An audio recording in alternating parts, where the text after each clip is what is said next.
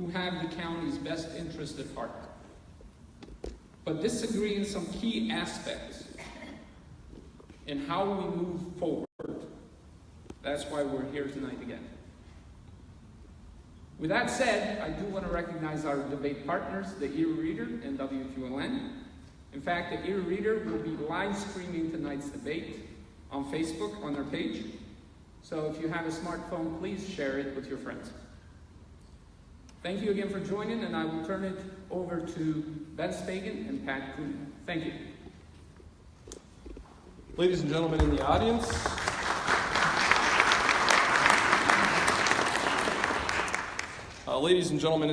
along with those watching at home, welcome. Ms. Dahlkemper, Mr. Olajeri, welcome to the debate. Before we jump into tonight's event, a few notes to refresh with the candidates and to explain to the audience. First, ladies and gentlemen, I am asking two favors of you, please. First, join me taking out your mobile device. Of course, we welcome live tweeting and any conversation in social media platforms, but we do ask for you to silence your mobile device out of respect for tonight's candidates as well as your fellow patrons. My second favor to ask of you is to please hold your applause until the end of the event. I promise you that there will be ample time to applaud both candidates after they have finished tonight's debate. The overall format will be one of a standard debate, with moderators directing questions to the candidates and controlling the flow of tonight's conversation. Answers from the candidates should be concise and to the point, up to about 1 minute. However, Pat Cuneo and I reserve the right to extend a candidate's time to answer, and also reserve the right to ask for clarification or follow-up during a candidate's answer, or to move along to another line of questioning. Jefferson team members will be keeping track of candidates' speaking time and issuing timely updates to the moderators to ensure that each candidate is given a fair amount of time to engage in tonight's debate. And as is always practice at the Jefferson, questions from the audience will be accepted during tonight's debate and have already been accepted prior to the debate using social media. Tonight we are using the Chautauqua method, an index card and a golf pencil. Please write down your question, pass it to one of our team members, and we will ensure we get through as many questions tonight as possible from the audience. If you did not get an index card or a golf pencil on your way in, simply raise your hand and a team member will be to you shortly. However, whether an audience question is asked is at the discretion of tonight's moderators. Without further ado, ladies and gentlemen, candidates, let's debate. As determined by random drawing prior to the start of tonight's event, the first question will go to Ms. Dahlkemper. Ms. Dahlkemper, you have 2 minutes for the first question, and it is a simple yet complex one. Why do you think that you should be Erie County Executive? Well, thank you, Ben. And first of all, I want to thank the Jefferson Educational Society. Ms. Dahlkemper, please use the microphone. Oh, sorry. Appreciate that. Thank you. Well, thank you, Ben. And first of all, I want to thank the Jefferson Educational Society for providing this opportunity for the citizens to hear from both myself and my opponent about the issues that are really important. And back to what Kirky said, county government, I think, is actually probably the most vital government entity to the future of Erie County and to the vitality that the citizens are going to experience going forward. So with that being said, I am the county executive right now, and I have a record to run on, and I'm very, very proud of that record. 4 years ago, I said I would create a county government that would be a model county government, one that was more transparent, more efficient, and would be fiscally sound, and we've actually created that. When I talk about transparency, we put our county finances right on the front page of our website in a very easily navigated platform. So you can go on there and check out where your tax dollars are going and feel good about how those tax dollars are being spent. We've also professionalized county government. I didn't bring in my cronies. I didn't bring in my friends when I took over. I brought in professionals for every single department, including the Director of Administration, Gary Lee, who I did not know before I interviewed him for the position, and came with a great skill set that's been helping to really move this community forward, to move Erie County forward. And by bringing in those professionals and bringing in those really more effective government practices, we're saving millions every year in our county budget. So I ran on transparency, I ran on running good governance, and I ran on being a model county. We've actually received 7 awards from the National Association of Counties because we are doing things that are leading edge in Erie County, things that other communities want to emulate. So I think I have a great record to run on, and I believe that the people see that, and they know that I'm moving Erie County forward. forward, that we have great momentum going. We cannot stop the momentum. We need to keep me as county executive for the next 4 years. Thank you. Ms. Dahlkemper, thank you. Mr. Olajerry, same question to you. Why do you think you should be Erie County Executive? I too would like to thank the Jefferson Society for putting this on. We certainly appreciate the opportunity to show our differing views. Thank you very much. I said this 9 months ago. You need a businessman in that position. You need a business mind to make good business decisions. You need a business mind to have a business perspective on the county. I've also said you can't run the county like a business, but you need that business mind. One of the things that I've noticed, particularly in the last dozen years since I ran for this office 12 years ago, and what motivated me to run then as a businessman, I have found that as the local economy thrived, so did my business. In difficult economic times, business was tough, and I recognized the fact that we need to have a thriving economy. There's no good reason why we shouldn't have a good economy. And I felt that I should be that person. And I've been a small businessman for 30 plus years. I've been in the business world for 50 years. That gives you a very unique skill set to accomplish objectives. As a small businessman, you can't afford to pay someone to do every department that is part of the business. So you learn how to do it very, very well. If you don't do it well, you go out of business. So you learn very, very quickly how to be successful in a lot of different areas. That skill set is very, very unique, and you practice it every single day. And every single day you're on the firing line having to make decisions, sometimes 10 a day, sometimes 100 a day. And I think that makes me very uniquely qualified, in addition to the fact that my background is business. I graduated from Mercyhurst then College with a degree in business. I love Erie. I said that for the first time 12 years ago. I'm dedicated to Erie. I like this town. And being a salesman, I'm capable of selling this. And I've said this many times during the campaign. When elected, I will be Erie County's best salesman. If you don't think that's important, when you're out talking to voters, there's a real concern for not only the economy, but its jobs. It's jobs. They recognize... Mr. Olajerry, 15 seconds, and then we're going to They move on. recognize that the status quo is not doing the job. They recognize that I am not a politician. I'm a businessman. I'm from the outside. I'm not part of the problem. I will be part of the solution. Thank you. Thank you, Mr. Olajerry. The first question, Ms. Dahlkemper, is going to go to you. We're going to get right into the topics. First one, opioid crisis. 100 Erie County residents have died this year alone as the opioid crisis rages on. What more needs to be done? So I'm very proud of the work that I have done along with my administration on this issue. When I came into office in 2014, one of the first things we did is start the opioid task force locally. We brought together all of the different individuals and different agencies that were working on this issue. And from that task force has come many of the initiatives that have actually put Erie County in the lead when it comes to the opioid epidemic, both in the state and nationally.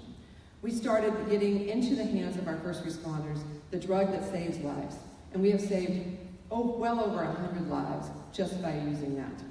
That started from the task force.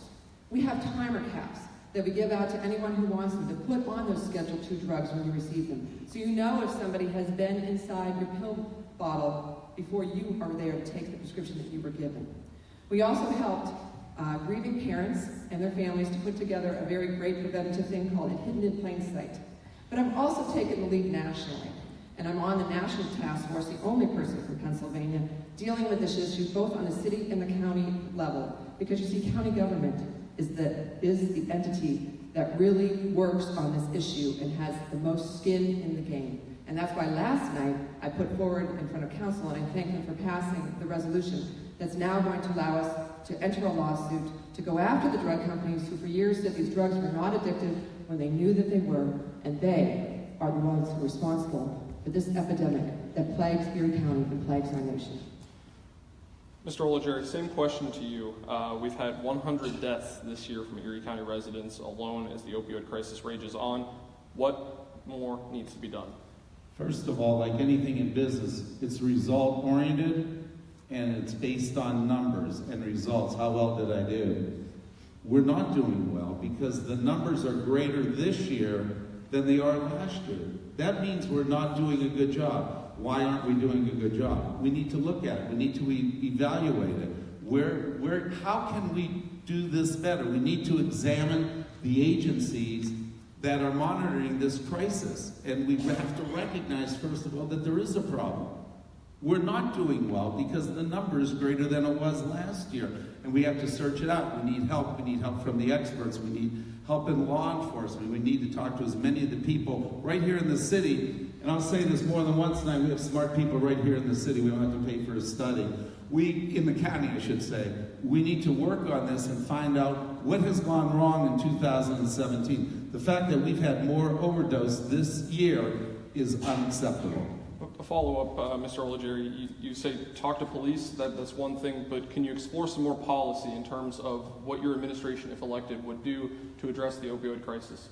The first thing I'll do is make sure that the departments in the county are funded properly, operating properly. First of all, have enough money to do the job. They operate properly, and they have the resources to address this problem. That's going to involve an evaluation of the department, but also talking to the people that are in that department, and also talking to people that are not part of that department, that are experts in that field, and finding out why is this happening. So it's a dialogue with the existing programs, and a dialogue with people that I will select that are not part of the system on how we can address this better than we are. Status quo is not acceptable. I'd like to respond to this if that's fine. Sure. This is no issue to use politically. People are dying on our streets. People are dying every day. They're overdosing in the library. They're overdosing all over this community, and it's not just a city problem. Look to the person next to you. What does an addict look like? An addict looks like all of us. It hits every socioeconomic strata: male, female, rich, poor, young, old. This is killing our community. We knew when Pennsylvania went to a prescription drug monitoring, where you cannot go doctor shop, and then tied into the states next to us, we knew that there would actually be an increase in deaths. And those deaths are coming from heroin, often laced with fentanyl, often laced with carfentanil, drugs that kill.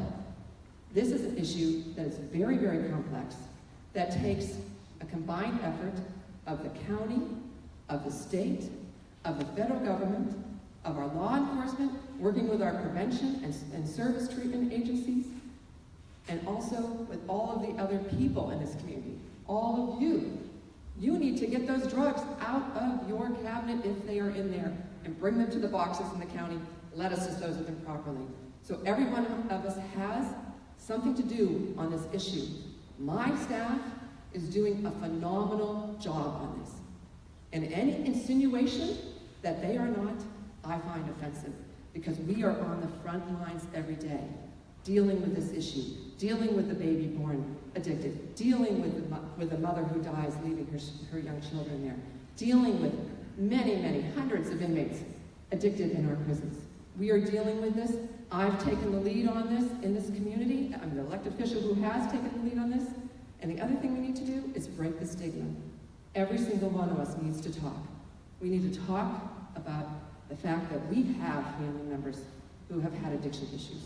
I've had family members who have addiction issues. This is something we can no longer hide from. We have to talk about it, just like we now talk about cancer. And once we talk about it, we're all going to be better at finding the solutions, finding the treatments, and ending the scourge upon our community. Mr. Olajerry, brief response. Pardon me? Mr. Olajerry, brief response. Are you looking brief response? Are you looking to follow up? Yes. I am not happy with those numbers. Just because you think something is good doesn't mean that it is, and there's nothing political about it. There are metrics, there are numbers. as county executive right now, I would recognize the fact that we're not doing well. We need to change what we're doing. Our numbers are going in the wrong direction. This is not acceptable. Now, my background is business. It's not drugs. It's not psychology and all that. And I would seek out perhaps experts that I know that live and work in Erie County, as I had said prior to this, and discuss this with the departments that are charged with addressing this. The only thing I know for sure is I'm not happy with those numbers. Maybe I have a high standard. When numbers are going the wrong way, I'm not happy. I don't care what anybody says. I'm not happy. We need to address this, and we need to address it now. And part of it is an evaluation of that department, and part of it is we need outside help. And I don't mean outside of Erie County. I know that there's smart people in Erie County. We need other people to help to address this issue, and it has to stop. Nothing political about that. Let's move to another subject if we could. We can come back to this later, but let's do indeed move on. We have plenty of other things to talk about. On the subject of immigration, do Erie and Erie County, Ms. Dahlkemper, attract enough too few or too many immigrants and refugees? What will be your policy for maintaining, shrinking, or growing Erie's immigrant and refugee population? I believe Erie County needs to continue to be a welcoming community for those new Americans coming to our shores. I imagine just about everyone here, as I look around the room and I look at all of our ethnic backgrounds, as you can see, our grandfather, grandmother, great-grandmother, aunt, uncle came from another community overseas. Whether that's over Atlantic Ocean or over the Pacific Ocean, they came here because this is a community of opportunity. And we have welcomed immigrants into our community. And actually, county government does a lot to help them along.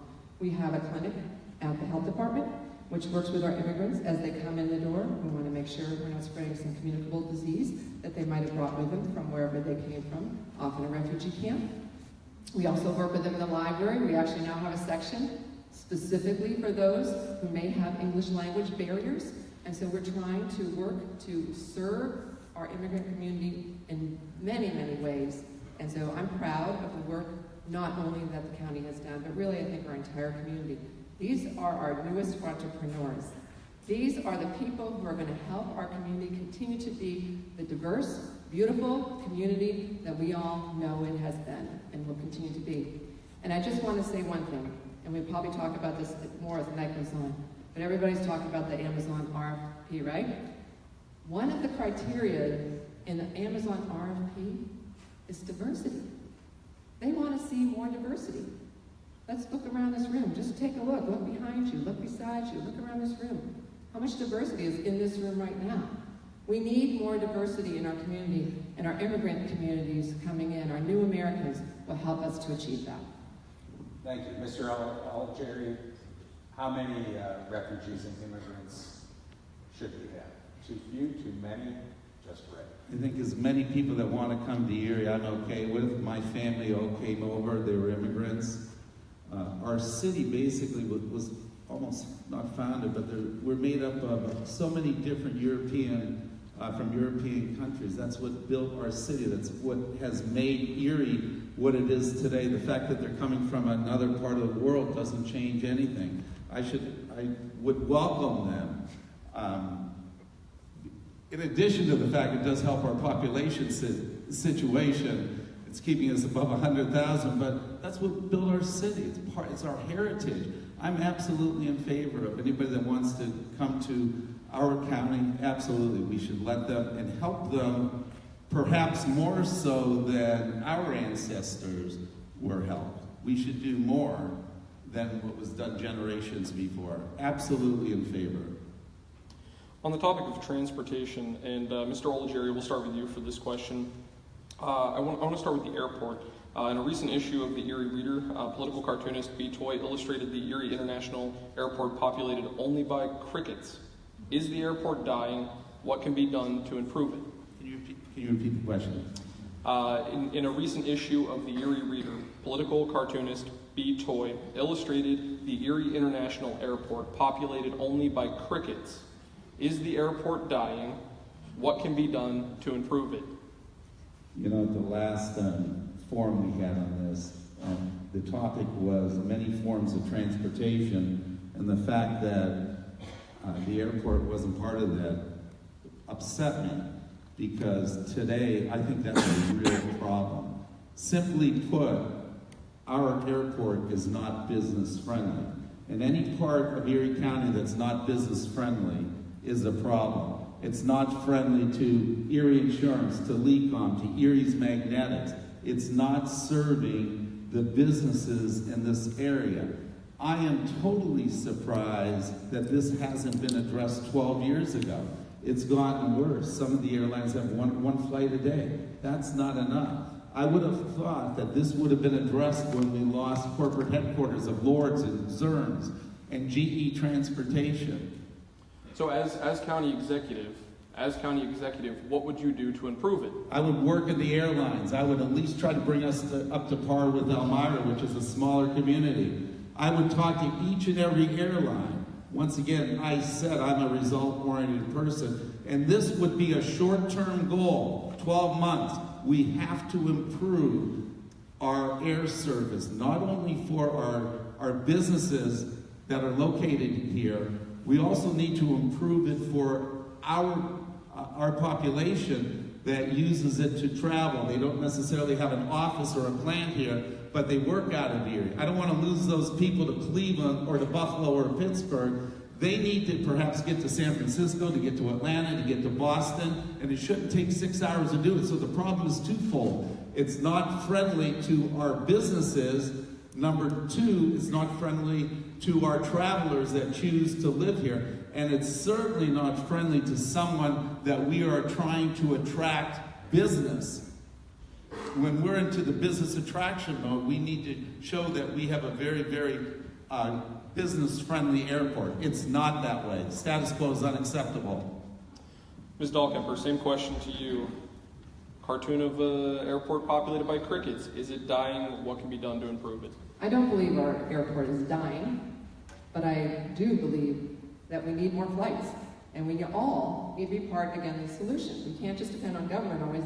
I fly in and out of the Erie Airport when I go places. I make it a point to use our airport instead of driving to one of the other cities. And often it's just as cheap by the time you add in the parking, and actually usually quicker by the time you have to go to those other airports. So I think we have to work on this, but there's a problem that's way beyond our control, and that's the shortage of pilots. And it's one of the reasons why we don't have more flights. So after the terrible air crash that happened in Buffalo, actually the federal government increased the number of hours that pilots have to fly before they can actually be certified to fly commercially. And it has been increased threefold, and it's very expensive, and it's very difficult to find the pilots. And so that's why you've been there. We've all been in an airport where they say, your flight's not going, and it's usually because there's no crew. And that's one of the biggest reasons why we do not have more flights in and out of Erie.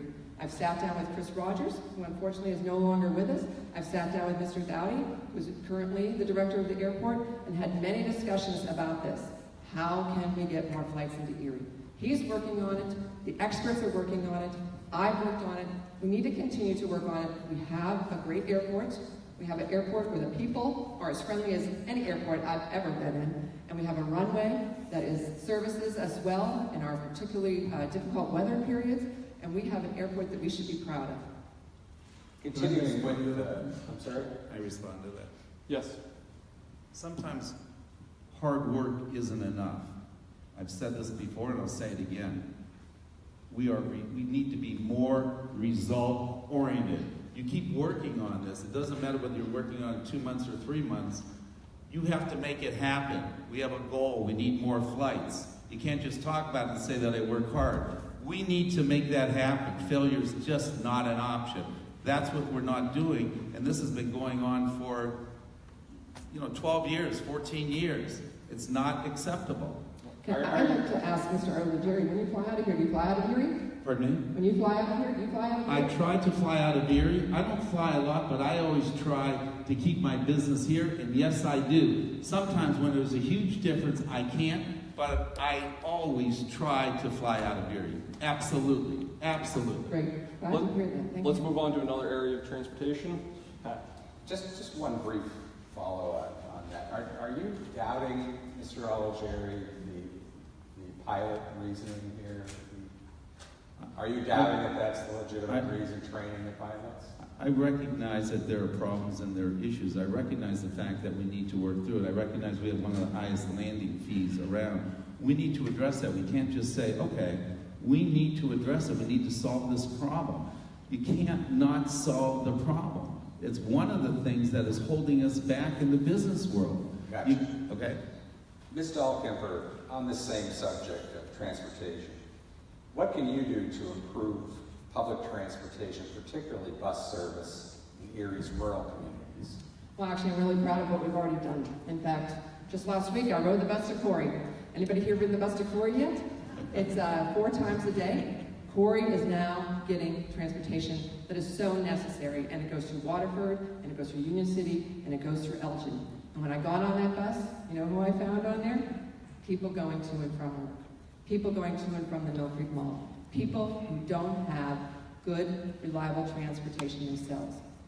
When I first came to office, we were finishing up the Destination Erie plan, our community's plan. And what was interesting is we went around the county and we talked to people, whether it was in Corey or in the middle of the city of Erie or out in West County. Transportation really bubbled up to the top almost every time. People wanted another way to get around. And you know what, millennials, they don't even want to own a car. They want to be able to get around on public transportation. So I went to the EMTA and I said to Mr. Tan, I said, we've got to find a way to service these regions. And I met this couple in Corey 4 years ago, and that couple told me how badly they needed to get out to the hospital, which is now outside of the Corey city limits, and they couldn't get there without taking a very expensive taxi, and how they really want to get into Erie for some things that they want to be involved in, including the ice skating for the disabled. So I get on a bus last week, and who's on that bus but that couple? I was amazed. I gave them a big hug. I said, we got you the bus service, and they are really excited about that. And we also have approved bus service out to West County. And I put one of the local businessmen on the EMTA board who owns a business out in the Fairview Industrial Park, because I need to hear from those businesses. They need to be on those boards telling us what they need. So he is on the EMTA board. We have much better service. His employees and those other businesses out in Fairview, their employees can get from the more urban areas out to work that's out there in the more rural areas. So we're doing it. We have more work to do, but we are doing it, and I'm very proud of the progress that we've made since I took office. Mr. Oligieri. From a business standpoint, when I see a bus with one person on it, it's not a good business decision. Something's wrong, something's broken. Most importantly, we need to make sure that buses are providing transportation for those who can't afford cars. Whether it's to the Mill Creek Mall to work, whether it's to UPMC to work in the hospital, it is very, very important. And the only way that you find that out is by talking to the different municipalities. We have 38 of them. And finding out what their needs are. And sometimes you don't know. You need to look at some of these routes and look at the ridership. I can't tell you how many times I see buses with 1 or 2. That would never happen with the airlines. They don't fly empty planes. Why should we run empty buses? And I'm not saying all the routes are wrong. We just need to find the ones that are actually performing in the way that we need them to perform. I don't think we're trying to make money on this, but it's a service. But the most important thing is providing people the means to get to work. But that doesn't mean having lots of buses, lots of routes with only one on it. Something is broken, we need to find out what it is. And we also need to dialogue with all 38, not 23 or 24. We need to dialogue with all 38 municipalities and find out what their needs are. Whether they need 1 route, 2, 3, 4, whatever it is. Sure, I'd like to just mention a couple other things. So when we did the circulator in Corey a year ago, when we added them back and forth from Erie, the circulator ridership went up 200%. So you have to build it out. The other thing that's going to be happening very shortly is the buses are going to go to a smart card. Right now you have to have tokens or coins or cash. And who carries cash? Not too many people these days. So they're going to be moving to a smart card. You can get an app on your phone so you know if a bus is coming, particularly important during the bad weather. And all of these things are going to make riding the bus, riding the E, much more accessible and really much more enjoyable for the people in our community who need and who want to take the bus. Thank you. Let's talk about education. Ms. Dahlkemper, for many people, the fear of potential financial liability is why they don't support a county-sponsored community college. Tell us why you feel they shouldn't be afraid of it. So we've been trying to get a community college in our region for decades, I think. We are the largest, I should say, urban area in the entire state without a community college. And that has put us at a disadvantage for decades. When you talk to the businesses, they say, we need this. We have got to train our people. They are very worried. The average age on many of their factory floors is 55 years old or maybe more. And so they have to get the next group of workers trained up. And they need a community college to help them do that. When you look at the Amazon RFP, they want to partner with a community college. Right there, we weren't even eligible because we don't have a community college. And yet, the rest of the state, south of I-80, has had community colleges. And you know what? That's neglectful on our state's part. That is wrong for our people, for the people of Erie County. We deserve to have a community college. So I commend Empower Erie, who went forward with the study. They did the feasibility study. It said the same thing that the previous feasibility study said. We need a community college. They got all sorts of support, including from the Manufacturers and Business Association, from the Erie Chamber, from the Erie Chamber Growth Partnership, and many other businesses. People like Tim Hunter from Guinness Rolled Rings, who came out very forcefully and said, I need this for my business. And so they brought this all together. County Council voted to be the sponsor and to use gaming funds so that taxes would not be increased for the community college to use the gaming funds. Now, right now, the state has not finished their budget. So the gaming funds are up in the air. And everyone tells us it's going to get fixed, but we all see what's happening in Harrisburg. So we have to be very cognizant of that going forward, but this is a process. It is currently down with the State Board of Education, and we would expect that we probably wouldn't even hear anything as to whether we're approved or not until late next spring or early next summer. So there is time for the state to get their budget act together and let us know for sure that we have the gaming funds that we were counting on for this. Thank you. Mr. Jerry, do you support a community college? I do not. And can you tell us why, and would you fight this if elected? I would love to tell you why. First of all, I want to say that our current leadership endorsed the rural regional college when that was put on the table, and suddenly changed so we could spend $3 or $4 million a year on the bricks and mortar one that is now on the table and has gone to the Pennsylvania Department of Education. As county executive, I'm going to represent 280,000 people. When what I feel is best for Erie County coincides with what the voters say, that's real easy to take a position. What I see is that, first of all, we have 4 great universities in this community. We have 2 junior colleges, Mercyhurst Northeast, and I know the Perico School is changing their format. We have 3 for-profit schools. Now, what's important about this is they focus on the trades. We have what used to be Central Tech, which focuses, that's now Erie High. They focus on the trades. We have Erie County Votech that focuses on the trades. And now we have the Rural Regional College that is now operating, and just started operating. We have a lot of options, and a lot of times people say things, and some manufacturers say things, but we need this, we need that, we need this in 10 years. As county executive, it'll be part of my job to dialogue with these manufacturers. Part of my economic plan is to discuss these types of issues with manufacturers and see to it that the dozen institutions that we have can provide that service without spending $4 million of taxpayers' money. So the first premise is we already have plenty of options. There might be some mismatches, but we can make them match for a lot less than $4 million a year. Second of all, I don't believe that we can afford it.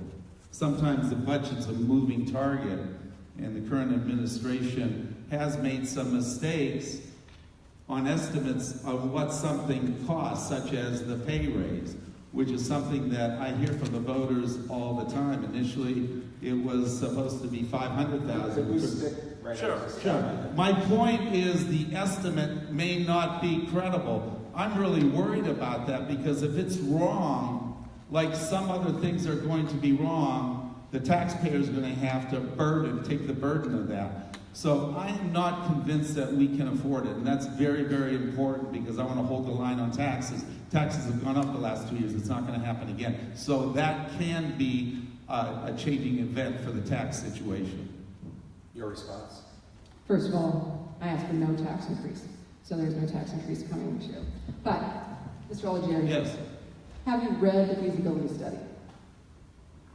I've read parts of it. I haven't read the entire thing. Have you read the community college plan that was sent to the state? I've read parts of it. If you're going to be the county executive, don't you think it's your It obligation is. to actually read in entirety before you actually make an opinion like this? The premise is that we're already, the premise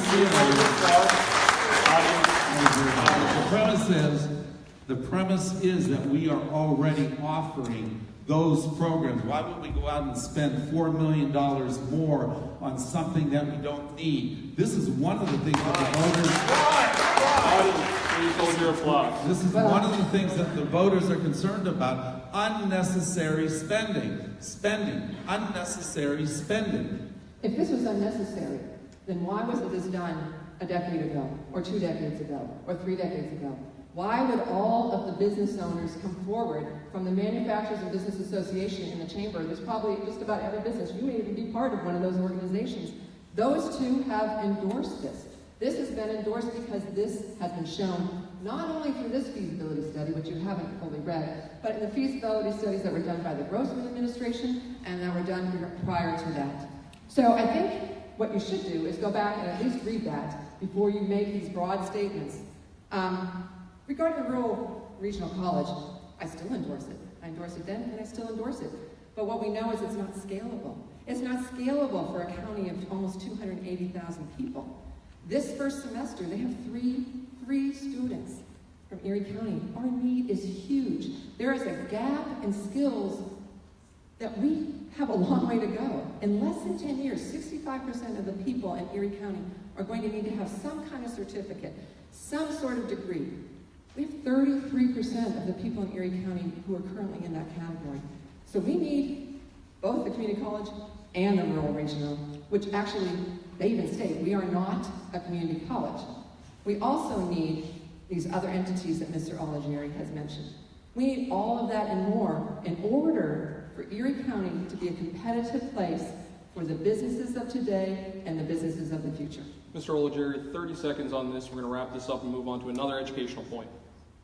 30 seconds on the community college, and then when you talk to the voters, and those are the people that we represent, there's more of them that do not want it than do. You have not proven to me that we cannot provide those programs with the present institutions. And once we establish that community college, it's $4 million. And perhaps the most important point is we've gotten estimates on other things that have not followed through. They're wrong. They're wrong.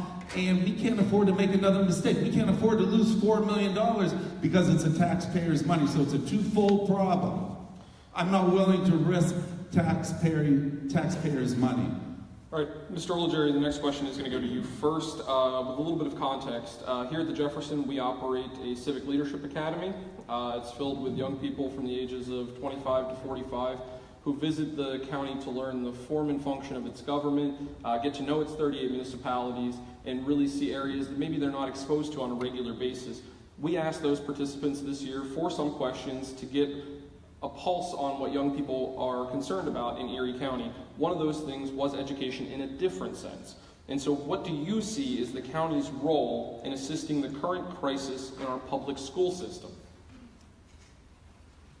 Our public school system, and this is something I think is really, really important, we need to do better We need to do better with the young people that are graduating from our high schools. I've spoken with some people in the manufacturing sector, and one of the biggest problems is not the fact that we don't have a community college, it's that the people graduating from our secondary schools don't have the potential to step into some of the jobs. So the bigger problem is our secondary education, our primary education, rather than the community college. We need to do a better job educating our students at those levels. We need to do a better job. It's not happening. As someone that talks to and hires a lot of people, I recognize that. It's a real problem. It's a real problem when you have people that can't add, subtract, multiply, and divide. They're not going to get through those preliminary courses in a community college if we had one. They can't speak in complete sentences, can't use correct grammar. It's a real problem. And you can't throw money at it. Just throwing money at something doesn't solve the problem. We need to get down into it and find out why we're not producing better graduates, why they can't walk into a factory and step into one of those jobs. It's a problem. Ms. Dahlkemper, the same question to you. What do you see the county's role in assisting in the current crisis in our public school system? The first thing you need to do is step up and be a leader, which is what I did last year. When the Erie School District was seeing this huge deficit and Jay Badams was out there talking to the state and really getting nowhere, I was the leader. I was the one who stood up and I called Jay and I said, county government, obviously we have no jurisdiction over K through 12 education, but what can I do for you? And he said, Kathy, come stand with me. And I did. And we got buses, we got on those buses, and we went to Harrisburg, and we talked in the Capitol, and we talked to our legislators, and I continue to stand by Jay Badams' side, and now Brian Polito's side, and every other school district. The other thing I did is I brought together the 13 superintendents from our school districts. Not once, not twice, but at least 3 times. We got together to see how everyone could come and support the Erie School District and how every other school could support theirs. And they were so grateful that I did this, that I brought them together to talk about this issue. Because you know what, the children in Erie cities, they're everybody's children. And the children in any other of those school districts are all of our children. And we all have an obligation, and I as an elected official have an obligation to make sure that I stand with them when they are in times of trouble.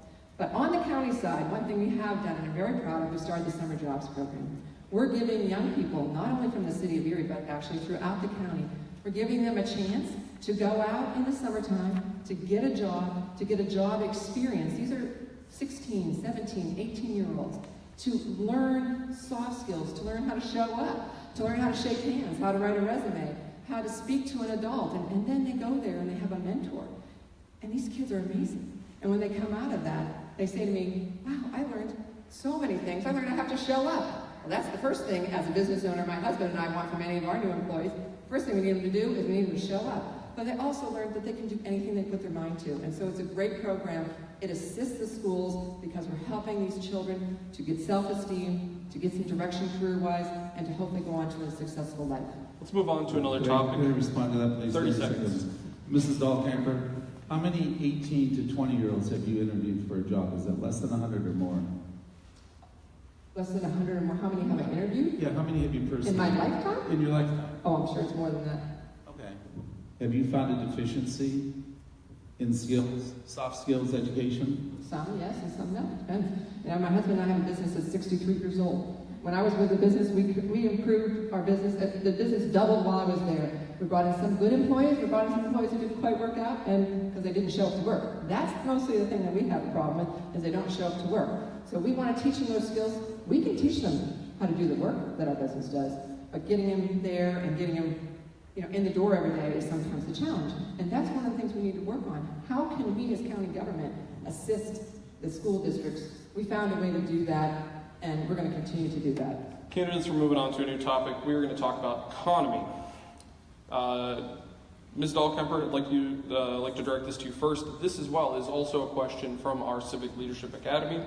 What do you see Erie County government's role as, particularly that of the county executive, in attracting new business and industry to Erie? I think the role is huge, and I'm taking it on right now. We have a program called Up for the Jobs, and it's a marketing to businesses for what we have right here, right now. We have a skill set that really almost no other area has right now. It's unfortunate because of GE closing their manufacturing of locomotives here, that we have all of these people out there. But we came together with the Chamber of Commerce, with the Department of Labor and Industry, with lots of different partners, and we met because the GE leadership of the union called me and said, we're getting calls from all around the country. People want our people to move there. They want our machinists and our assemblers and our welders to move there, to Norfolk, Virginia, or to someplace in Kentucky. There's a machinist who went on a Saturn plant tour. He was recruited because they found out he was a machinist out of work. So we've come together with this program called Up for the Jobs. We are going to get together the assets of our community. Unfortunately, we still don't have the knowledge of what buildings are out there, what infrastructure is underneath those buildings. This normally doesn't fall under the role of the county executive, but because it wasn't being done, I stepped up and said, we're going to get this done, and we're going to go out there, and we're going to recruit these companies, because right now, we're not on any site selector list. We're not on the list when businesses are looking where maybe to move someplace. So they'll come maybe for the businesses and the land, but what they'll really come for is the people. It's the people of Erie County that they'll come for, the people with these skills, and it's really them that I'm always concerned about. Mr. Olajerry, same question to you. What do you see Erie County government's role, particularly that of county executive, in attracting new business and industry to Erie? First of all, before you have that conversation, the emphasis has to be on business retention and a focus on entrepreneurs, because that's the first step, because 67 to 75% of all jobs created in a community come from businesses already in that community, and you have to focus on that.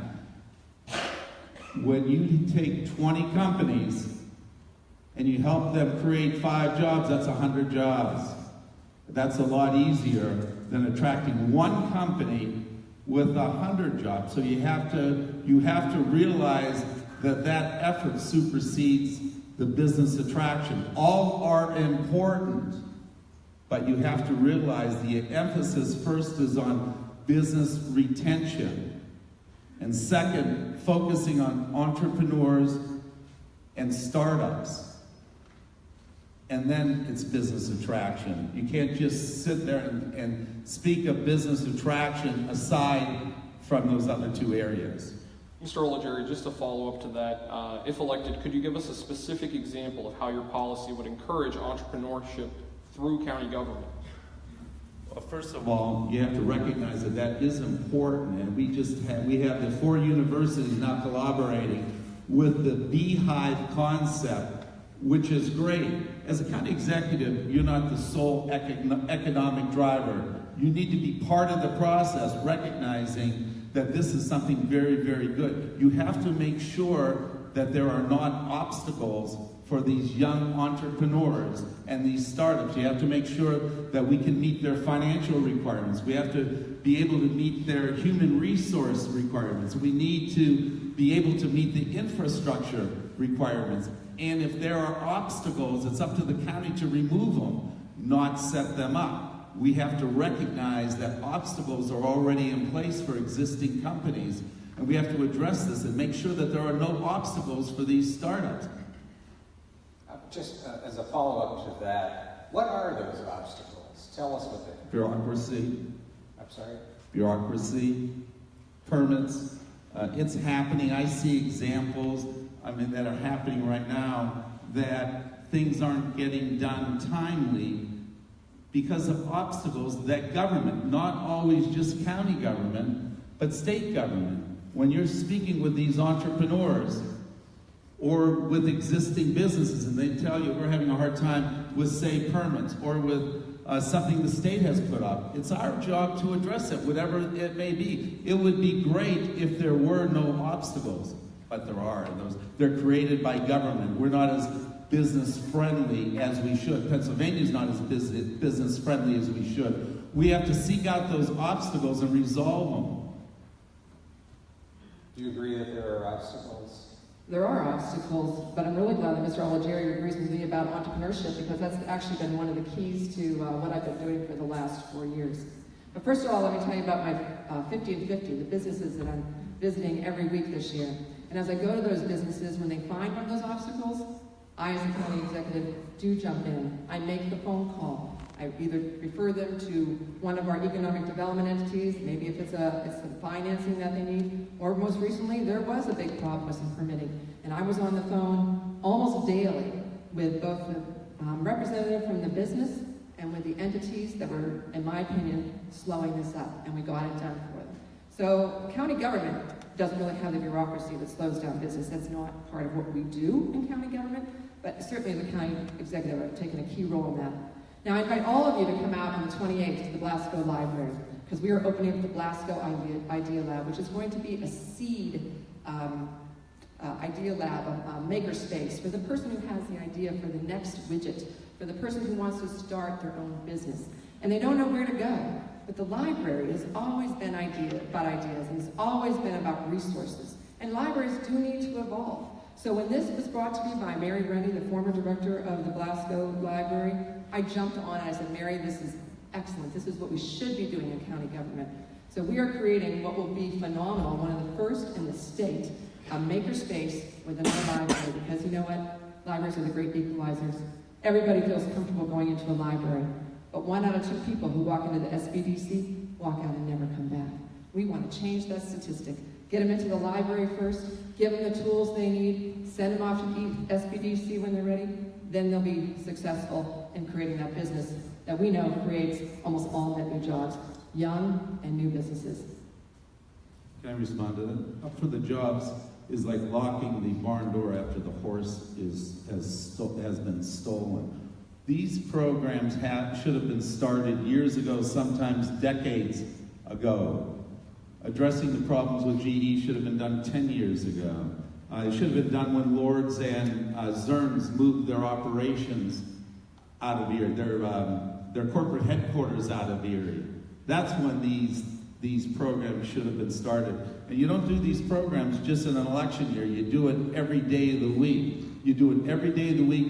It never stops. And I will make sure that it's an ongoing thing. The fact that we have failed in failing to keep some businesses here is terrible. That's why we're in such bad shape. The status quo is not good, and it's because we have lost jobs. And you can say, yes, we're doing a good job. We're not doing a good job. We're not doing a good job. We're not doing a good job keeping businesses here. And it should have been started years and years ago. And it should start at the beginning of any Erie County executive's term on day 1. We should be thinking about who we're going to contact. Who are we going to contact for job retention? And that has to be ongoing all the time, not just in an election year, all the time. Ms. Dahlkemper, 30 seconds. Thank you. Job retention, job creation has been primary in my 4 years as county executive, and it will continue to be in my next 4 years, because it's all about the people, and it's about jobs for them. And when you see the investment that's going on in our community now, over $500 million, with we know at a minimum 1,300 new jobs coming, and that's only the ones that make the news, it is happening. These things take some time, but here within the first 4 years of my administration, it is happening. There is job creation going on. There is investment in our community, and that's what's going to take us forward and continue to move this community the way it needs to move. Ms. Dahlkemper, not long ago, Develop Erie was the focal point for economic development in the Erie region. Now it's in ruins. What is the future of the Greater Erie Industrial Development Corp and the initiatives of the former Develop Erie? Well, the GDIDC is actually no longer an entity. So when I came into office, I started going to all those meetings. My predecessor did not. But I went every single month, not only to one meeting, but to multiple meetings with each one of those authorities. And it became very clear to me that this was a house of cards. And it was actually me in a very small meeting of the board members who called it out and said, look at these figures, these finances are not correct. We have got to take action. And unfortunately, During the Shanker administration, they lent $3 million, the county lent $3 million to develop Erie unsecured. That would never happen under my administration. $3 million unsecured going to this economic development entity. And then I believe it was during the last administration, County Council agreed to let the director of Develop Erie, Mr. John Elliott at the time, to take that money and no longer use it for logistics, but to use it for the inland port. Went out and bought land way above what it was worth. Why they didn't insist that he take options on that land rather than actually out and out buying it, I'll never know. But this is what I found when I came into office. And it was a very unfortunate series of events that happened after that. But you know what? We turned a corner now because I stayed involved and I still stay involved and I go to these meetings and I keep people accountable and I put the right people on these boards. They cannot be your friends. They've got to be people with a skill set. They've got to be people who are looking after the bottom line, who are looking critically at these financials and making the right decisions. And that's what I've done. I put people on these boards who I know are looking out for the best interest of the citizens, and I will continue to do that as we move economic development going forward, because we have come together as a community. We brought these entities together, we picked up the pieces, and we're moving this forward. The fact that you lose $3 million is unacceptable, whether that was what you were handed or not. And once again, as a small businessman, many times we're faced with impossible decisions to make. To survive, you have to solve those problems. I never would have given up on $3 million of taxpayers' money. It's not right, and you can say that it's good. It's not good. It's not acceptable. It is not acceptable to lose that, even though you did not cause that. We can't afford that. Part of our problem. And it gives us a stigma that our economic development agency goes bankrupt. How does that look to businesses that you're trying to attract? They can't even run their own economic development agencies. You got to somehow, you find a way to do the impossible. You find a way to do the impossible. And of course, that's what small business people do. You find a way to save the ship. And it did not happen. And you can't say, well, we're doing a good job when that happens. We're not. That's unacceptable. You ask any taxpayer, is it all right to lose $3 million? I find it hard to believe that any of these taxpayers say, yeah, it's all right if we lose $3 million. No, it's not all right. And I'll fight for the taxpayers. So this is already a done deal, Mr. Olajerry, but now we can't go back. And right, so I don't think you're giving any secrets away. What would you have done? What would you have done to save the $3 million for the taxpayers? I wasn't part of that process, but if I was on the board, somehow I would make it work. I wasn't part of that process, but I can tell you that I wouldn't let $3 million be flushed down the toilet of taxpayers' money. It wouldn't happen. There's always a way. There are always options. You can't have tunnel vision and say, no, this is the only option. You find a way to do it. There would have been a way. I would have found a way. I guarantee I would have found a way. Maybe that's why you should elect me, because I will do the impossible. I would find a way. Unacceptable to lose that kind of money. We're going to move quickly into a couple of other topics before we get to some I have to questions. answer to that. I'm sorry. 30 seconds. Let's keep it quick, and we're going to move on to something different. You have to know how to do this if you're going to do it, and he has no idea. He keeps saying he's going to do this. I think he wants to be the drug czar for Mr. Trump. I'm just not really sure. He wants to do all of these things, but he doesn't give us any specifics of how he's going to do these things. You have to tell me what your specifics are. And I would like to know, do you own your shoe store? Yes. Yes. Have you ever had something happen Sure. in your shoe store where you were like, at the end of the day, wow, that was very bad, we've got to move forward, right? We had a bad year, we had a bad sale, we had a bad shipment come in. I don't really know much about the shoe business, but I know in our own business, sometimes that happens. And mistakes can be made. Not by me, mistakes are not made, but by people before me. But you know what? I took ownership of that. I went to the meetings, I found the problem, I actually identified the problem, and unfortunately, things were way too far gone for it to be saved. If you can tell me how it would have been differently, Mr. Olajerry, I'd love to hear that. I would have found a way Audience, please, I would have found a way line. to save $3 million. I'm sorry. I was not part of that process, but I would have found a way. Candidates, we're going to move on to a new topic. I am going to ask, in the spirit of the Jefferson Educational Society, where we can agree to disagree without being disagreeable, we will keep this civil, and we will keep enough space in between us. Leave room for Jefferson in between you two, please. On to politics and the campaign. To Ms. Dahlkemper, to you first. I'm going to talk about party. Why do you identify as a Democrat? I identify as a Democrat because the Democratic Party is the party that cares about people and has always cared about people. It cares about seniors.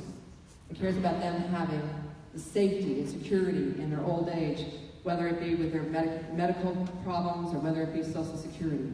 It's the party that cares about civil rights. It cares about the equality of all people, no matter your race, your age, your sexual orientation, or your socioeconomic status. And it cares about children. It cares enough to start the CHIP, the Child Health Program. It cares enough about our children. It cares about education and making sure that our children are educated for the future. So it is the party that cares about people. Now, I am a fiscally conservative Democrat. I'm a Blue Dog Democrat. I was part of that caucus, and I was very proud to be part of that caucus. Because we have to be fiscally conservative as we care about the people of this country. Mr. O'Leary, why do you identify as a Republican? First of all, I believe that less government is more. Less government is more. My goal is to keep government small because it reduces the burden on the taxpayer. Second of all, we've had a history at all levels of government of giving too much away. Perhaps the people that don't deserve it, that don't want to work. And I think that's part of our problem. We have issues at every level of government of balancing a budget. Just recently, the state was out of balance by $2 billion. That's part of the problem. Less government is more. And I think that, and that's why I identify. I just don't think that government should be involved in our lives as much as it is. And I think that we've created a monster in regards to entitlements. There are so many Americans that feel that they are entitled to so many things, and it's breaking the bank. We have to reverse that. Along the same line, Ms. Dahlkemper, how do you see your vision of your party aligning at the local level to the tone of the party on the national level? So one of the things as county executive we have to be very, very cognizant of is that so much of county funds really depend on what's going on in both Harrisburg and Washington, D.C. In fact, about 75% of our budget is really dependent on those two entities. As was said, a lot of what we do is mandated.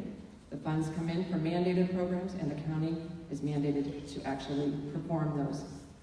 What I love about this role as county executive, it's not partisan. I was in Congress. I've been in an extremely partisan body. And county executive is not a partisan role. People from all parties, I work with them. When I brought in all my directors, and that's a single one of them, what their party affiliation was. I have Republicans working for me directly, and I have Democrats working for me directly. It didn't matter. What mattered is that you have the skill set to run these very complex and very important departments in county government. So I professionalize in that way. But that's what I love about county government is that it's not this partisan nature that you see going on in Harrisburg and you see going on in Washington. In fact, the largest donor to my campaign, Republican businessman from Erie County. Same question, Mr. O'Leary. Your personal views of the party as it aligns with the national party.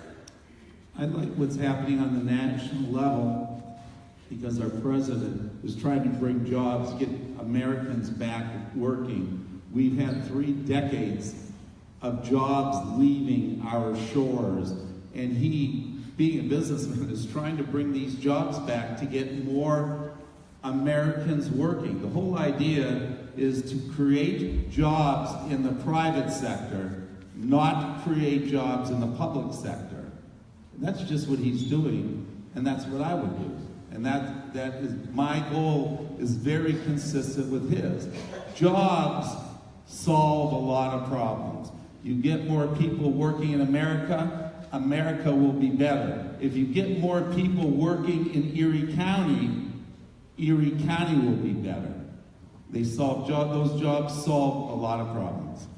I have to say I'm shocked. I just have to say I am shocked. With all that is going on in Washington, with a man who admits openly that he gropes women, with a man who berates people, with a man who has tweeted his way with a very dangerous man in North Korea, that you would agree that everything is great with our president right now. I'm very, very concerned about, as having been a congresswoman, I'm very concerned about the safety of this country and where this man could take us. Audience, please keep your comments to yourself or write them down on an index card, pass them to us, and we will get to them during the session for audience questions. Mr. Olajeri, 15-second response, and then we're on to another question. I'm not talking about everything that our president does. I'm talking about his business policies. And here in Erie County, we have a real problem with business. And I am saying that I'm closely aligned with our president's desire to create more jobs, to get more people working. There's nothing political. Audience, one last time, please hold your applause for the end. This question we asked to both of the mayoral candidates last night. We'd like to ask to you as well. Mr. Olajeri, we'll start with you. We are asking for your latest numbers on campaign fundraising, campaign volunteers, endorsements, and those you consider to be key supporters to your campaign. Repeat the question, please. We are looking to get your fundraisers, campaign volunteers, fundraising, your campaign volunteers, endorsements, and those you consider key supporters to your campaign. Are you talking about how many campaign workers I have, how many contributors I have? Okay, we probably have on our campaign committee, we probably have 20 or 25. We probably have raised approximately $50,000. What else do you want to know? How many volunteers? You answered that. Endorsements, key endorsements you'd like to reveal to us, and those that you consider to be key supporters of your campaign so far. We had an endorsement by the Erie County FOP. We have many contributors. We did have one state contribution, 25,000. We have a few of 2,000, several of 1,000, several of 500. Obviously, that's all a matter of record. Ms. Dahlkemper, same question to you. Campaign fundraising, volunteers, endorsements, and those you consider to be key supporters of your campaign. I'll start with the key supporters. My husband, he's with me every day. My son sitting next to him, actually my other 4 children are probably my key, but my friend Julie, we've been friends since we were born. I'm 2 months older than her. I've got my friend Sheila, she's been my friend for about 30 years. I've got my friend Ann, she's been my friend since high school. I've got all sorts of other friends and family that are involved in my campaign, and then now I've got all sorts of other friends, people I've gotten to know over the last decade who believe in what I do and believe that I'm standing up for the people of this community and will continue to do that. And I'm so grateful for all of those volunteers. I have support and endorsements from all sorts of entities. The firefighters have endorsed me. The teachers have endorsed me. The labor unions have endorsed me. The UE 506 has endorsed me.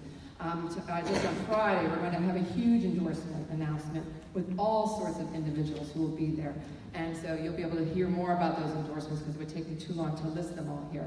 When it comes to fundraising, I'm an ardent fundraiser. Nobody's ever raised more money out of this, well, at least no Democrat, I'll say, has raised more money out of this community than I have over the years. And I'm on the phone and I'm calling my friends and acquaintances and I'm raising money from my friends. Sometimes it's $5, $25. Sometimes they give me $250, $500. I'm so grateful for every single dollar that they give me to be able to go forward and do the work that I do currently because I love this community and I want it to be what I know it can be for my son and his 4 small children and everybody here's children and grandchildren. Mr. Olajeri did say the amount that he's got. Ms. Dahlkemper, yours? Sure, my cash on hand right now is about $100,000. Could I ask one brief follow-up on this issue? Have you received, Ms. Dahlkemper, any financial support from any out-of-county sources, and if so, how much?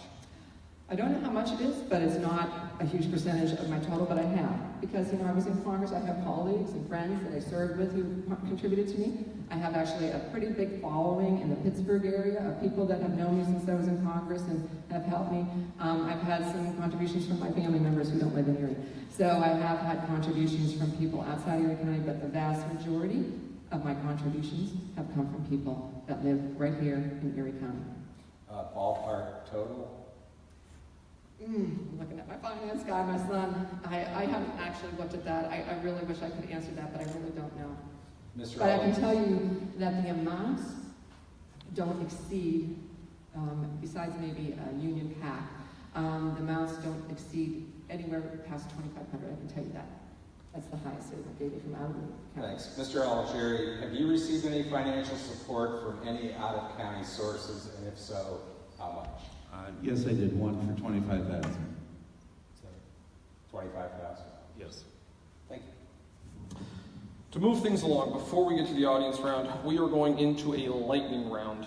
These questions, to change up the pace, are quick questions. We are simply looking for a yes or a no. A yes or a no. We are hopeful maybe you're more receptive to that than the mayoral candidates last night who tried to sneak in words that were not yes or no. We will go through a few of these and then we'll begin taking some questions from the audience that we already have up here. Pat Cuneo will go through the first round of lightning questions with you all. I have to admit there are a couple of true and false. Okay, you say true or false? One, Ms. Dahlkemper, do you support a regional fire department? Yes. Mr. Algieri? Yes. True or false? Ms. Dahlkemper, Erie County is better off now than it was 10 years ago. Getting there. I know that's not yes or no. It's hard to say. It's better off than it was 4 years ago. I'll say that. We're worse off. True or false, Mr. Algieri, the Erie County executive position is more management than vision. More management than vision. Yes, I'm going to say that it is because the number one function of the Erie County Executive is to manage county government effectively and efficiently. Vision is important, but I think the management is Yes. That sounds like a strong yes. Ms. Dahlkemper. strong. No, it's about leadership and vision. True or false, Ms. Dahlkemper, county council has too much power. True. Mr. Algieri? I think it serves as balance. I don't think it has too much power. Mr. Algieri, does Erie County receive its fair share from the state government? No. No. Ms. Dahlkemper, after losing 2 bids for a medical marijuana facility, should Erie County pursue another one Yes. in its first opportunity? Yes. And a final question in this round. Mr. Algieri, should the Erie County Sheriff's Department have full police powers? Yes. Yes. Excellent. We are taking some audience questions. Audience, if you have not had a chance to write down yours yet, please do so on an index card and pass them forward to one of our team members. We will get through them. We have several questions here, so I'm going to lump them into one. And a concern seems to be about the diversity overall of Erie County. We have an urban core, suburban ring, and rural outliers. So, Mr. Algieri, I want to start with you for this round of questioning.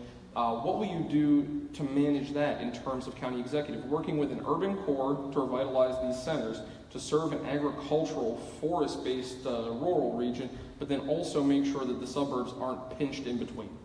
You need to dialogue, as I said before, you need to dialogue with all 38 municipalities and find out what their needs are.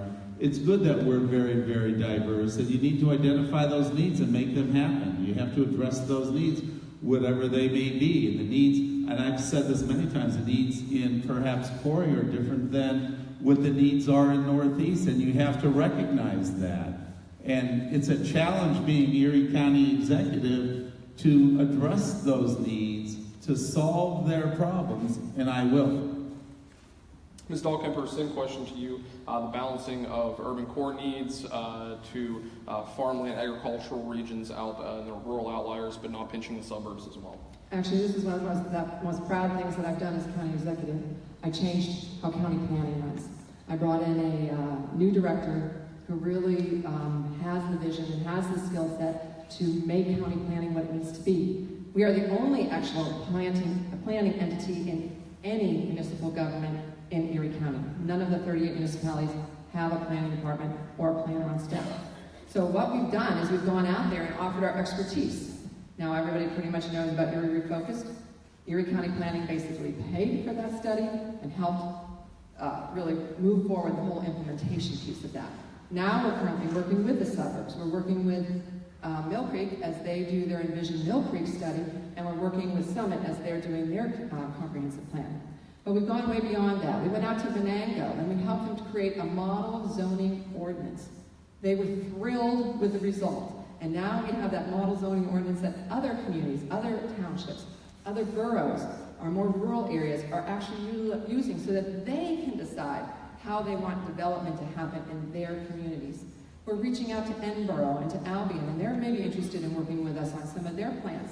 So we've done this. I have a great team in the planning department. They really have stepped up, and they are doing phenomenal things. You see them in the paper, you hear what they're doing, and it's because of Erie County planning that every one of our 38 municipalities is really stepping up and doing things in a much better way for their future. Mr. Oliger, another audience question. Should Erie County be in the nursing home business? Yes, because although many times I think government doesn't belong in certain businesses, I think we owe it to our seniors to take care of them. Not everybody can afford nursing homes. They're expensive. There are a lot of our seniors that are here alone without family. Their family lives miles away, and I think we owe it to our seniors to provide for them as long as we can do it when it economically makes sense. Yes, I do. Ms. Dahlkemper? I'm going to say that Pleasant Ridge Manor care is second to none in Erie County. And if you don't believe it, ask any family member who's got somebody out there. They are amazing people out there as they care for these, not only seniors, but many people who are disabled.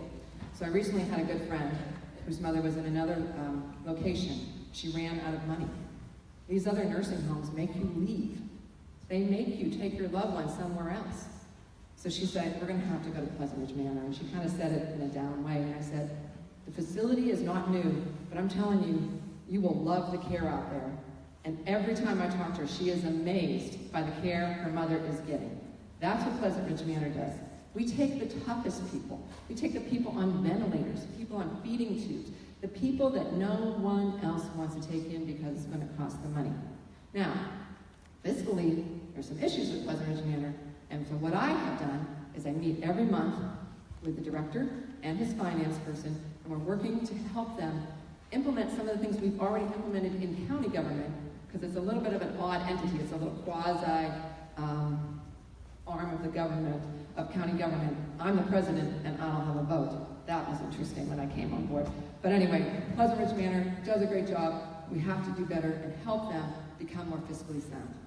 Okay, another question from the audience. Ms. Dahlkemper, we'll start with you on this one. Obviously, we already covered the opioid crisis, and I know we said we might have time to go back to it, but we don't. So let's move on to a new topic. So the opioid crisis notwithstanding, our audience wants to know what, in your opinion, is the most pressing health issue facing Erie County, and what can the health department do better to address that?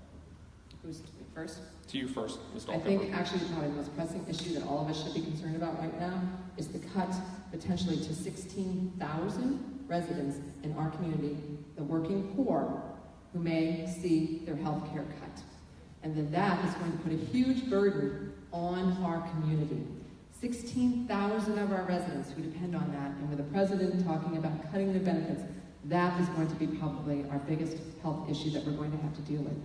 In the meantime, one of the issues we are dealing with, and our health department, again, does a phenomenal job with what they do, is the increase in some of the communicable diseases. such as hepatitis C and HIV/AIDS and those type of things. So we have clinics that work with these populations and try to control those.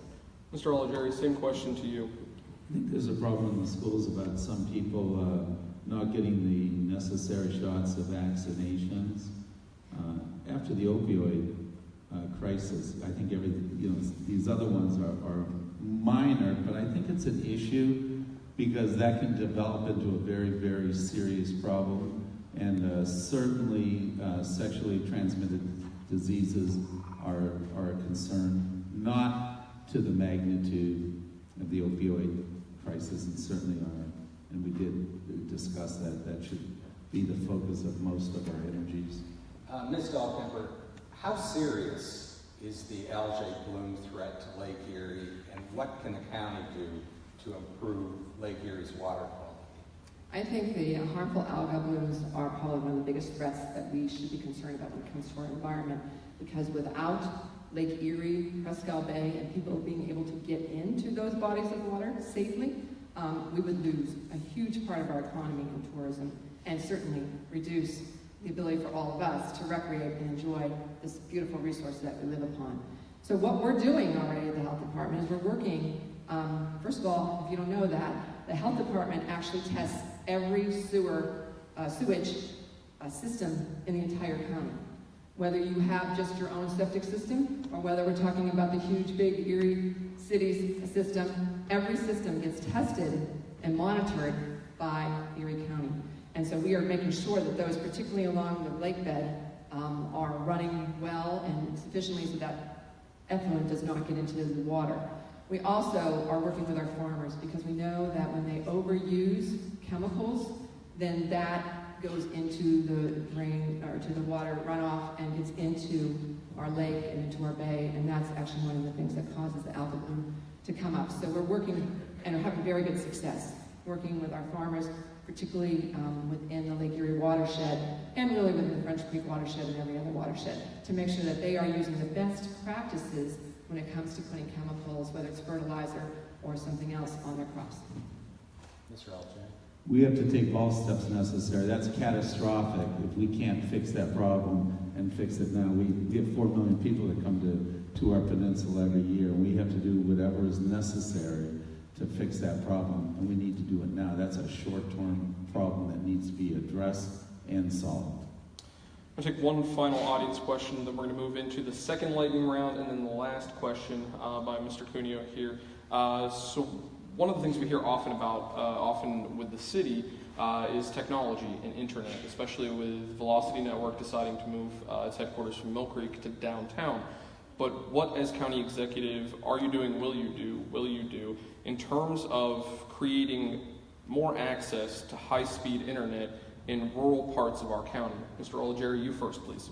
I know that the problem is when you're in an area that there aren't many people, it's not worthwhile. The companies, it is not worthwhile to bring the internet, high-speed internet out there, and that's a real problem. Somehow, we have to do that through the county to make that happen, whether it's some type of a subsidy or we put money into it, but that is not acceptable in this day and age. If we want to move forward, we have to expand the internet so it's accessible, throughout, our entire Erie County. Not necessarily an easy thing to do, but we need to do that.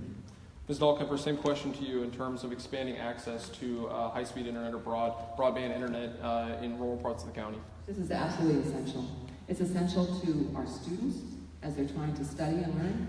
It's essential to our citizens as they're trying to work on the internet for whatever it is they want to work on. And particularly, it's essential to our businesses because you cannot be in business today and not have access to high-speed internet.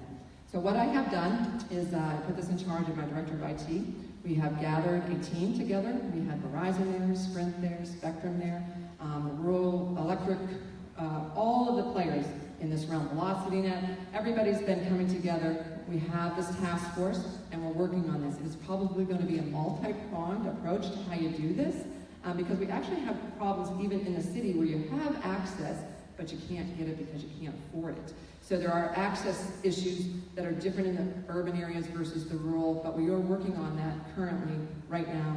I'm excited about the potential of what we can do for the citizens of our region, because again, this is like electricity. People have got to have access to high-speed internet. And speaking of electricity, we are in the second lightning round, and then the final question, and there will be time. I want to make sure the audience gets to hear this before we start our applause. The audience will have time to meet and greet with both of the candidates in the back of the room. So I promise you these are yes or no's, no true or falses. Again, we're sticking to one answer, yes or a no. There are 6 of them. We'll move quickly. Ms. Dahlkemper, we'll start with you. Do we need to restudy the Home Rule Charter? Yes. Yes. Mr. Olajerry, do you support the continued operations of the Erie County Gaming Revenue Authority? Repeat the question. Do you support the continued operations and funding of the Erie County Gaming Revenue Authority? I do not. No. Ms. Dahlkemper. Yes, with some changes. Ms. Dahlkemper, should Erie County invest in countywide bike lanes? Yes, definitely. Repeat the question. Should Erie County invest in countywide bike lanes? No. Mr. Olajerry, do you support high-speed rail? If we can afford it. Yes or no? As we stand right now, yes or no? No. Ms. Dahlkemper. Yes, nationally. Yes, I do. Ms. Dahlkemper, should Presque Isle have an admission fee? No. No. Mr. Olajerry, last question. Do you support pedestrian walkways over the Bayfront Parkway? Absolutely, yes. Ms. Yes. Dahlkemper. Thank you both. The final question will come from Mr. Cuneo. You each have 2 minutes to respond to it. Mr. Olajerry, we'll start with you. Why will you be a better county executive than your opponent? I have a stronger skill set. I answered a previous question saying that management is very, very important in this position. Those traits, management and vision, are not mutually exclusive. The number one job of the Erie County Executive is to manage government efficiently and effectively. I have that skill set. And one of the main concerns of the people that I talk to, one of the main concerns is that's not being done properly now. They're concerned about taxes and spending. We don't have a tax problem, we have a spending problem. I will control spending, I will be a better manager, and that's the number one job. Now, part of that description of what the Erie County Executive does is that he will partner with others for the betterment of the community. I bring a lot of marketing to the table. I'm that guy that can make things happen because of my marketing ability. How can you expect someone to sell something as big as Erie County when you've never sold a light bulb? I have 50 years experience in selling and marketing. I'm that guy. I'm that strong candidate. I can do what is necessary to move Erie County forward.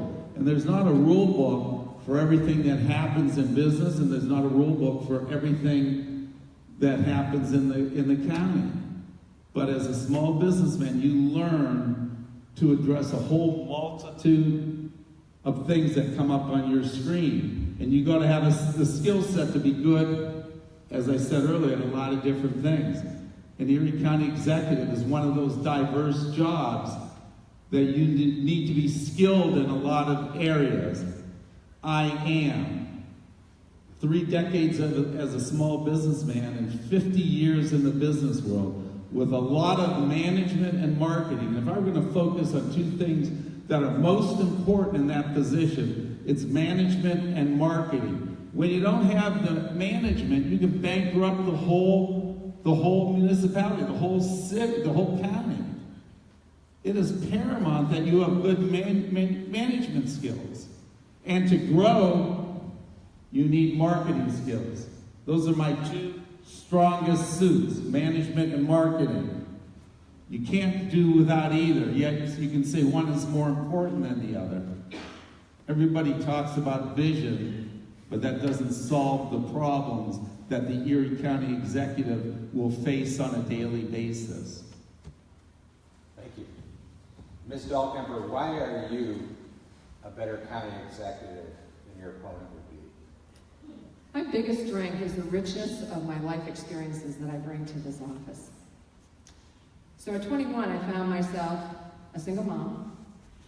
I raised my son, my beautiful son, right here in the front row. I had to go on food stamps for a while. I put myself through college, and I made a life for the two of us.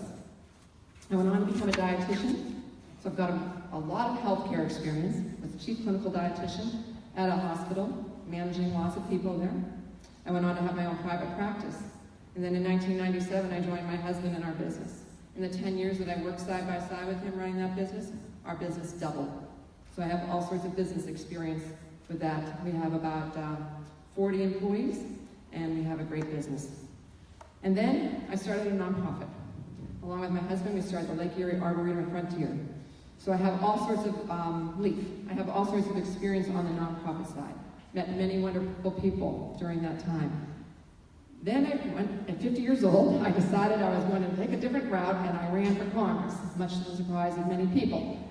But in my role as Congresswoman, of course, I learned how the federal government works and doesn't work, but I learned so many other skills that I've been able to bring to this current office that I have as county executive. And all of those connections that I've made, when I go to Harrisburg or when I go to Washington, I know people, people know my name. I can get in and talk with them about the issues that are so important to our community. So I brought all of that with me when I ran 4 years ago for this position. And then over these 4 years, I've proven to this community, first of all, what a hard worker I am. People say, I see you everywhere, Kathy. You're involved in everything. I got involved, I got engaged. I'm making sure that I have a pulse on what's going on, not only in the city of Erie, where I live, but all throughout this whole entire county. And we made things happen. We got the radio project done, the Next Gen Radio project, something that was there for 3 decades. No previous county executive had the spine, had the backbone to take the political hit that you could take from doing something like that and to bring everyone together. And I've consistently done these kind of things. You know, being county executive is hard work. It's long days. You have no privacy, but you know what? It's worth it when you see the changes you can make, when you save lives. You know what my motto is, what my life goal is? To lead in order to save lives. That's my goal in life. And I'm doing it today as the county executive, and I'll continue doing it for the next 4 years, and continue to move this community forward so that the lives of all the citizens of this region can be enriched to a point where they can have their dreams, where they can live the dreams that they want, not only for themselves, but for their children and grandchildren. Ms. Dahlkemper, Mr. Oligieri, thank you both very much for participating in tonight's debate at the Jefferson Educational Society. Thank you, audience, for attending tonight's debate. Please get out and vote on Tuesday, November 7th.